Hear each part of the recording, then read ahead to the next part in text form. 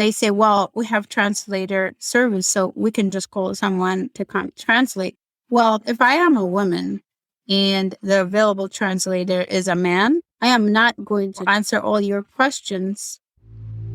Hey everyone, this is Dr. Raj Sundar, a family physician, community organizer, and host for this podcast. Welcome to the Healthcare for Humans podcast, the show dedicated to exploring the history and culture of diverse communities, so clinicians are equipped with the right knowledge to care for all patients.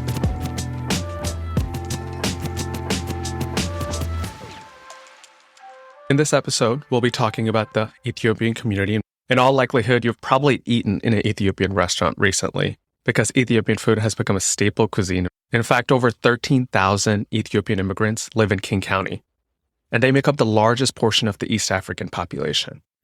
Before talking more about this community, let's review some stats to set the context. First, Ethiopia is a resilient country. Ethiopia is the largest country in the Horn of Africa, has never been colonized, and has the fastest growing economy in Africa.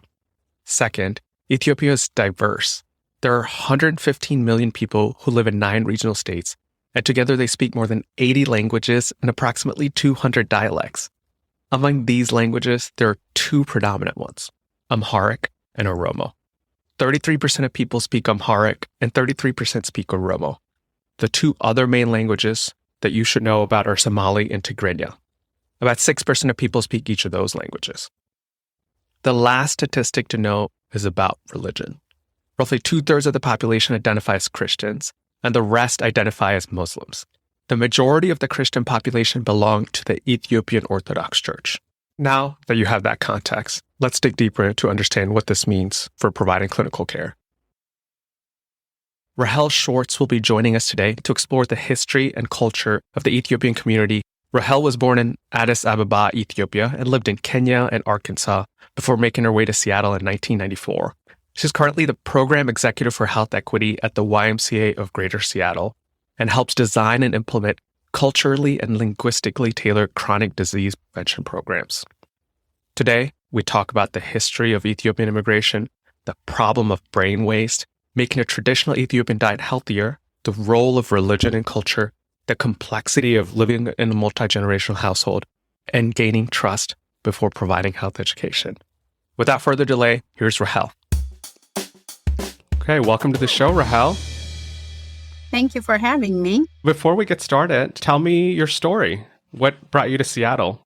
So I came to United States in 1989 to pursue my education, but I moved to Arkansas to do my undergraduate studies in biology and chemistry. And I moved to Seattle in 1993 to do my graduate studies. I wanted to do clinical research and wanted to work at either Red Hatch or Seattle Children's. So I moved here and I've been living here ever since. It feels like you've achieved all your dreams. You do health equity work for the whole community, and you're on, I think, multiple community boards, right? Yes. Red Hutch, UW, so you're able to influence and guide those large institutions towards caring for the community. Absolutely. I think having been here as a young person and also having both my parents are from Ethiopia, I have the perspective of both worlds, being educated and living here. I'm also very familiar and close to our culture. It gives me a better perspective. Yeah, we need people like you to bridge the gap, the glue that keeps it together, right? Let's jump in then. Today's episode's on the Ethiopian community. I'll start out with a little history, and correct me if it needs more context. We need to talk about anything else. But let's start in the 1970s. So after 33 years of continuous rule by Emperor Haile Selassie, in 1974, a communist military junta called the Derg seized power. I think that's when things got really tough in Ethiopia because it was an oppressive regime that caused political turmoil and wide-scale drought. I think 1 in 20 Ethiopians left the country during that time. Correct. During that period, there was a lot of immigration First, there was the 1960s wave of immigration from Ethiopia, where it was primarily university students wanting to study here and then go back to Ethiopia and work there. But because of the regime change, it became really tough to go back, and a lot of people didn't want to go back. The second wave started in the 1980s when more refugees came to Washington under the Refugee Act. That's where we saw the biggest growth of the Ethiopian population in Washington. Then the last wave was the 2000s, where more Ethiopians relocated to Washington under the diversity immigration visa, which is more of a lottery system. And I think we do it a disservice when we call Ethiopians just Ethiopians, because there's probably smaller communities within that community. So you're correct. All the information is right.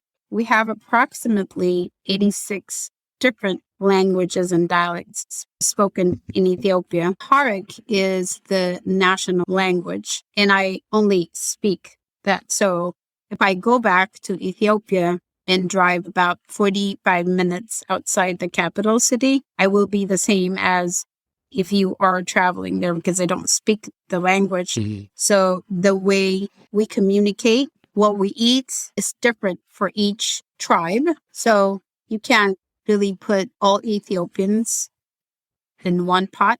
So if somebody is in the hospital in front of a medical provider, we think the best thing to do is having a translator there, but usually that doesn't work. So our background is so different unless you are intentional.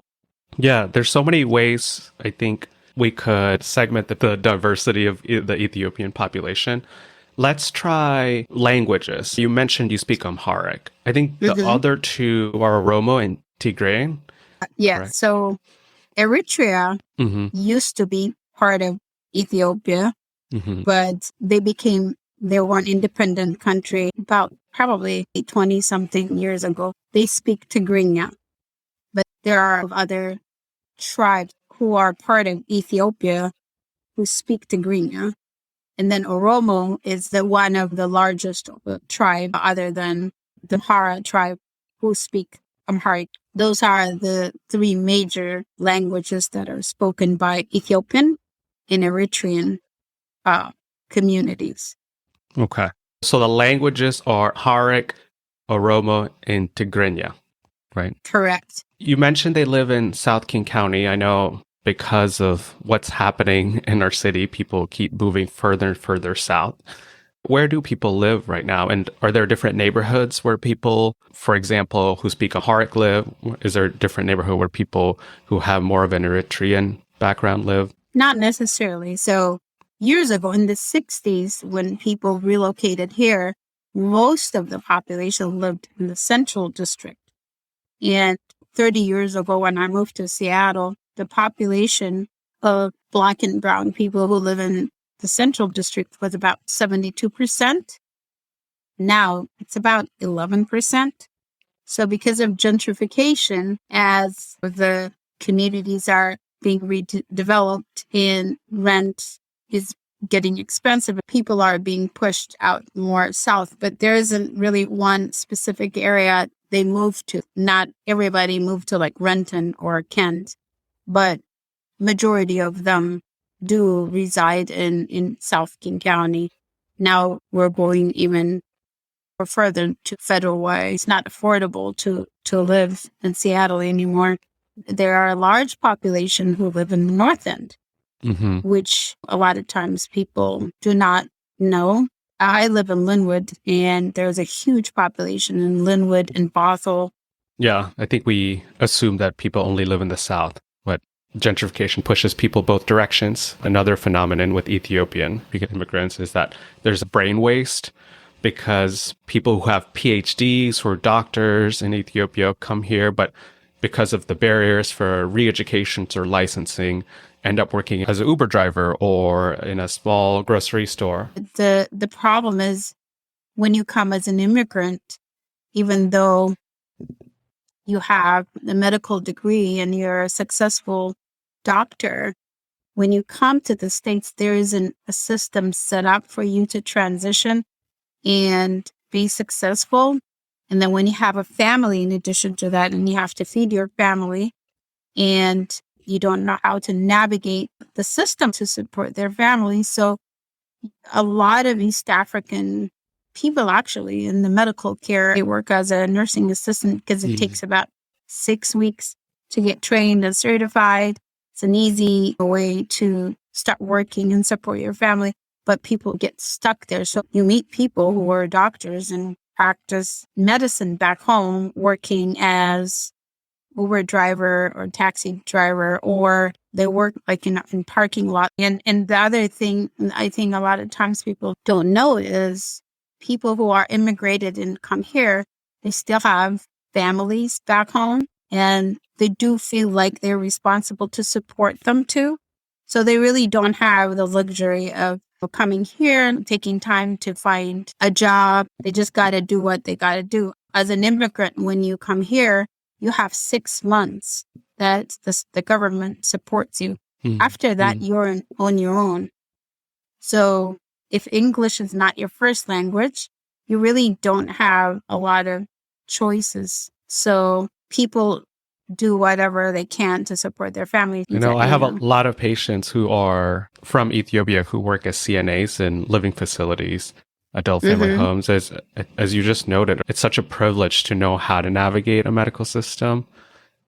But on top of that, there's a necessity of surviving in this country, and supporting the family back home. Just imagine how people get, as you said, stuck, unfortunately, and we don't create systems to facilitate people doing what they're good at. When I have Ethiopian patients, a lot of them want people that look like them because they want people that can speak Amharic. And there are people in this community who are doctors back home who can actually care for people in that way. And unfortunately, I feel like we still have some work to do to help people thrive after immigrating to a community like this. Correct. Okay, this is my favorite topic to talk about. Eating. I've heard, Rahel, that you're a great cook. I believe I am. So Ethiopian food is a staple of the city's cuisine. Like wherever I go, there's a lot of Ethiopian restaurants. So people are aware a little bit about what Ethiopian food is, but I want to dig a little deeper into it because as a physician, I'm talking to people about food a lot. If people get diabetes, if people have high blood pressure, I want to know what they're eating, seeing if they can modify their diet somehow. Unfortunately, for many clinicians, all they can do is recommend the Mediterranean diet. It's completely overhauling a culture, right? As an Indian, I grew up eating a lot of rice with curry. If I was diagnosed with diabetes, I'm not going to cut out everything that's related to my Indian culture, right? We need to find ways to modify it that still can manage illness and help you still feel connected to your culture. I preface that because I think it's important to dig deeper into the food components of a traditional Ethiopian diet. I think most people know about injera and wat. What other typical food items are in a traditional Ethiopian diet? What should we know about as doctors? So the Ethiopian people would eat beef, lamb, and chicken. And most people eat fish just during fasting, like during Lent. Other than that, our food mainly consists of vegetables. So we eat a lot of lentils, split peas, spinach, cabbage, potatoes, carrots. Sounds a lot healthier in many ways than the typical American diet. It is a lot healthier, but that all depends on how you cook it. And I think if we can take that and teach people to cook the healthier version of the Ethiopian food without losing its authenticity. What's a healthier version? Is it the oil that it's cooked in? Yeah, we use a lot of oil because in our culture, we don't measure anything. And also, in addition to oil, we use a lot of butter. And it is cooked with different spices so that it has flavor, but we put unnecessarily too much oil in butter. And also, when we cook the vegetables, we cook it so much, it loses its nutritional value.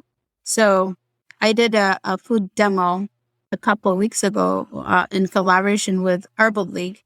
And what we were teaching people is take two dishes from the Ethiopian food and how can you make it using fresh herbs and very small amount of oil, but that you can still eat your traditional food, which is what people eat all the time. A lot of Ethiopians don't go to restaurants to eat sushi or Mexican food. Most people eat traditional food day in, day out.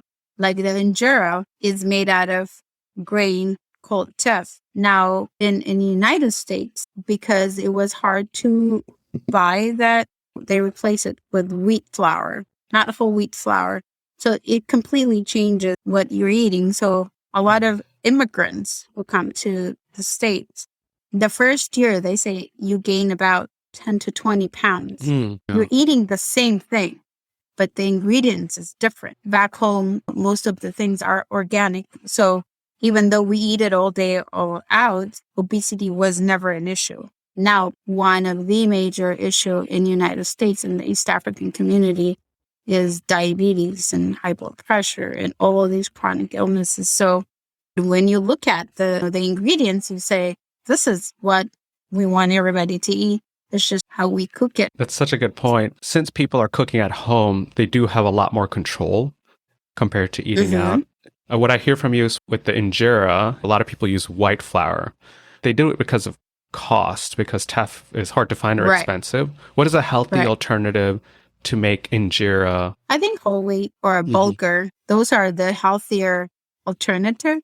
And also they're not as expensive if you buy it in bulk. Like you said, you're from India. If you become diabetic, if I tell you, well, you should be eating Ethiopian food every day, it's not realistic. Yeah, I think that's definitely true. So I hear whole wheat flour with teff for injera, less butter, maybe less oil when we're cooking the vegetables. It makes me excited to eat at your house. Sounds like I'll get fresh, organic cooked meals, right? In 2 weeks. The date's set. Okay, we covered food. What about the role of alcohol in drinking? Anything we should know about that? I know there's local drinks in Ethiopia. I don't know if people are drinking that here, like tej and tella. Am I saying that right? So tej is honey wine. So it's made out of honey, fermented for days and days out. And then talla is made out of, I forgot the name of the grain. Same thing. But a lot of people drink beer. Yeah. Most women don't drink alcohol. There are a lot of other alcoholic drinks that is made at home, but it's not really popular here because you can't really make it here other than the honey wine. Yeah. Okay. And the coffee is an important part of Ethiopian culture, right? There's a ceremony around it. Is that still continued here? Yes. For people who do not know and who think that coffee is originated in Colombia, it is originated in Ethiopia. Actually, the name coffee came from the place that was found, a region called Kaffa. That's when the name is derived from. But coffee is traditionally we drink in the morning, after we eat lunch, and after we eat dinner. And the ceremony takes about an hour to an hour and a half. So we usually don't do it in America because you don't have an hour and a half to drink coffee three times a day. And the ceremony is pan roasting raw coffee beans and then brewing the beans in a clay pot, right? It's called heben. Am I saying that right? Yes. And also we have to have a snack, a popcorn or piece of bread, homemade bread, and we drink it in a very, very small cup because the coffee is very strong. It's like drinking the shots that the people put in a latte. Yeah. I usually drink a double shot or a triple shot. Triple shot, no big deal. It has to be strong, yeah. Yeah. And people in Ethiopia are still able to sleep. It sounds like coffee 3 times a day. Oh, it does nothing to us. I drink coffee before I go to sleep. Like, I'm serious. Yeah. I think it's helpful to know how important coffee is to the Ethiopian culture because sometimes with people with anxiety, it can make you feel a little more nervous and sometimes can make your heart rate go a little faster, make you feel like you have palpitations. Not saying you need to stop drinking coffee, but it's helpful to know if that needs to be part of the conversation. Yeah, it's too late. Okay, next up is culture. It's a big word. I think it'll be helpful to actually start the culture part of it with religion, because the two major religions in Ethiopia are the Ethiopian Orthodox Christianity and then Islam. But I think Orthodox Christianity is a big part of Ethiopian culture. Some of the big dates I think are important for people to know. One date is, I think, Christmas is January 7th. Before that, there's 43 days of fasting. Right. And then the second important date is Ethiopian Easter, where there's 55 days of fasting. Right. Right. Are those the two important dates in your mind? Are there any others? Those are the two major holidays attached to the Orthodox Church and also tradition. So culture and tradition in Ethiopia is intertwined. So you can't just talk about culture without talking about tradition, because the majority of the population are Orthodox. My grandparents, both sides, were conservative Orthodox. So when my father was converted and got baptized in the faith that we practice right now, he was disowned by his family. So was my mom. It's not so much that my parents didn't go to church every Sunday and participate in the worship service. It's because traditionally, if your parents, if your great-grandparents are Orthodox, you're expected to be one. So you lose your entire community. You can lose your entire family because of that. Wow. Because yeah, I think it's important from what I think of when I have conversations with teenagers or kids who are forming their identities. They have to navigate both American culture and Ethiopian culture, and we have to be careful about that.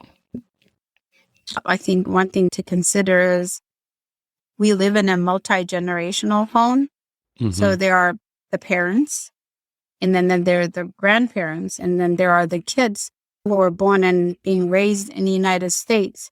They're exposed to different culture, no matter how long we live in the United States. And I mean, having kids in the United States, one of the hardest thing is to balance. I want to raise my kids with my culture, and they're exposed to it, but I also have to be open to learn the culture here so that they won't feel completely excluded. But in our culture, kids don't have any say as long as you are in the house. It doesn't matter if you're 18 years old. During COVID, one of the major issues when the vaccine became available for kids under 18, the young people want to get vaccinated because they understand the benefit, but they still need to get their parents' permission. And there are a lot of parents who do not want to give that permission for their kids. So navigating that is so hard because you have to educate the parents. Without their blessing, you can't really do anything. So as long as you are living together, you're dealing with three completely different populations of ideas and beliefs and culture and tradition. It's really hard for someone from here to prescribe anything. I can't do it, and I'm from the community. You really need to design, like, what could I say to the parents that's not gonna turn them off, and then also for the grandparents to understand, and then the young people who are being born and raised here, how could we fill that generational gap? Yeah, there needs to be messaging specific for each age group because their beliefs around health is different. You made also a point, just like many other communities, I think Ethiopian community have multi-generational households compared to some American families which have nuclear families. And I think the experience of just life is different when you have a multi-generational household. This is actually a good segue into health beliefs, because I heard about this event a few times. During COVID, the Ethiopian Community Center had a virtual call, and you all talked about vaccine safety and hesitancy. There was doctors who spoke Amharic, and people were laughing on the call. They asked a lot of questions, and after the event, people actually got vaccinated. It was remarkable because there was a lot of skepticism around messaging from healthcare organizations that the vaccine was safe, and there was a lot of vaccine hesitancy. As clinicians, I feel we're not the most trusted people in the community right now. Right. But my question is, what are the health beliefs that people hold that is important for us to know? And where do people turn for health information? I always say that as a Black woman, I have my own experience in navigating the healthcare system. Even as educated as I am, I think the mistrust is not based out of nothing. But during COVID, when hospitals approached us, the Y, and they wanted us to help them vaccinate communities of color who were disproportionately affected by COVID, we wanted to make sure that people get the right information because there were so many messages. And for a population who mistrust the medical system already, when you are learning different information on a regular basis, you don't know what to think. And the reason why we were adamant about providing workshops to create a space for people to come in and get the information from people who look like them, who are physicians, who have worked in the community, who knows the culture, who know how to communicate some messages. It gave them the opportunity to ask whatever questions that they needed. I remember one of the questions, which is really funny, is one of the ladies said, why are they giving the vaccine for only 65 and older? Are they trying to get rid of us? That was the mentality. Oh, they are vaccinating us. They chose this population because we're older, so maybe they're trying to get rid of us. Some people actually chose to go get the vaccine at the hospital instead of these mobile clinics because they thought that the vaccine that are being provided in these communities were different. They must have a different batch of vaccines for Black people. So instead of coming to the mobile clinic, I want to go to where all the white people are getting the vaccine to make sure that they're not giving me a different one. For medical health provider, you don't think about these things, but this is what's in people's mind. Relationship is everything. Working with the Y, whatever we do is based on relationship. So when we facilitate the COVID vaccine, we wanted to make sure we recruited community members on the day off to help with filling out the information because people think that we wouldn't lie to them. Yeah. They want people who look like them, right?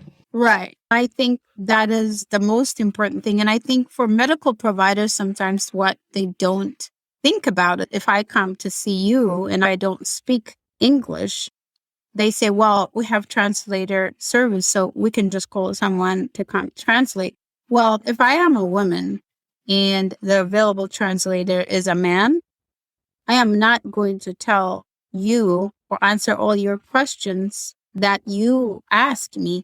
These are just basic questions like intake form. Yeah. Because in our culture, there are things that you don't talk to a man. Yeah. But you as a medical provider, you're trying to get as much information as you can so that you can better serve the person. There are the small things that you have to consider can make a big difference. They're saying gender congruence. So if it's a female patient, making sure a female interpreter is available, not just anyone. That's an important point. Right. I heard you say you're always working on creating spaces where you can build trust with the community, continue to build relationships so people are open to receiving new information. Is there anywhere else they connect with, have relationships with, specifically around organizations? It sounds like the Ethiopian Community Center is one. Are there organizations like that people have relationships with? Faith-based organizations. Most of our partners that we have done successful workshops or provide screening for whether it's vaccine or mammogram have been faith-based organization, because faith-based organizations are the most trusted place for Ethiopian population. That's where most people congregate other than the community centers. I do work on HIV research, and one thing we found out through formative data collection is actually train faith-based leaders themselves. Mm-hmm. You have to get their buy-in before you approach their congregation. So educating them is like the best way to engage in health education. We have them lead us into what are their immediate needs. You address their immediate needs, and that's how you build relationship. Yeah. Thank you, Rahel. I have one last question, which is, what is one thing that you want your doctor to know about your background as an Ethiopian? I think don't assume that I don't know about my health. I think that's the problem with a lot of medical providers, that they tend to undermine or treat patients based on their own biases, not necessarily based on what the person is. So take the time to get to know the person in order to treat the person. So if I come into your space as a patient, and if I say I'm from Ethiopia, don't put me in a box where you already make your decision. Well, because people's lived experience, navigating, being an immigrant is not an easy thing. Learning a new language, adapt to the new culture, work and survive and thrive. But most of the time, people put us in a box like, she's from Ethiopia, so she's this and she's that. That's a good takeaway. What I hear from you is this podcast is designed to teach clinicians on the different parts of culture, but don't put any single person into a box. So always be open to listening and building relationships. But hopefully this podcast will help people get closer to at least know what questions to ask so they can be relevant and earn the trust of the people that we're caring for. I agree 100%. Thank you so much, Rahel. I appreciate you. Thank you for having me and for the opportunity. Thanks for joining me, Raj Sundar, in another episode of the Healthcare for Humans podcast. If you enjoyed this episode and would like to help support this work, please share it with others and leave a review. Show notes can be found over at healthcareforhumans.org. Feel free to contact me through the website for feedback and show ideas, or email me at healthcareforhumans@yahoo.com. Thanks again, and I'll see you next time. This podcast is intended for educational and entertainment purposes only. Views and opinions expressed in this podcast do not represent any of the participants' past, current, or future employers unless explicitly expressed as so. Always seek advice of your physician or other qualified healthcare provider with regards to your own personal questions about medical conditions you may be experiencing. This Healthcare for Humans project is based on Duwamish land and makes a regular commitment to real rent Duwamish.